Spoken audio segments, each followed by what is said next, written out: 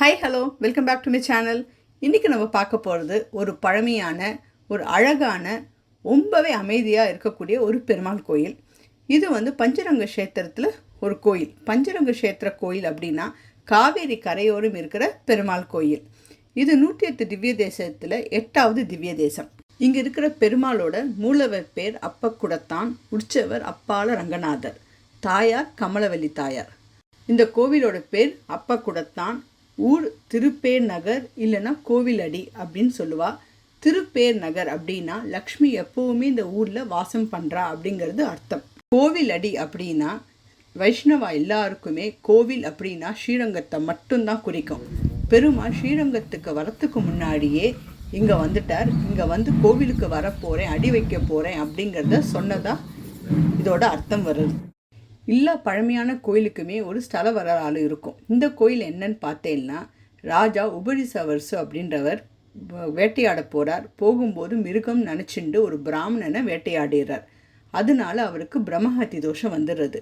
So இதுலேருந்து எப்படி வெளியில் வர்றதுன்னு தெரியாமல் துர்வாச முனிவர்கிட்ட என்ன பண்ணலான்னு கேட்குறார். அதுக்கு அந்த முனிவர், நீ 1,00,000 பேருக்கு அன்னதானம் பண்ணால் மட்டும்தான் பிரம்மஹத்தி தோஷத்துலேருந்து வெளியில் வர முடியும்னு சொல்கிறார். ஸோ 1,00,000 பேருக்கு அவர் ராஜாவும் அன்னதானம் பண்ணுறார்.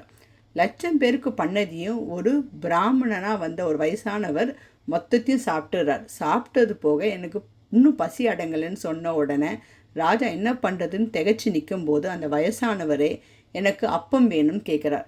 ஸோ ராஜா ஒரு குடம் முழுக்க அப்பத்தை கொடுத்தோன்னே அதை சாப்பிட்டதுக்கு அப்புறம்தான் அந்த வயசான பிராமணனுக்கு பசி அடங்கினதா ஒரு கதை உண்டு.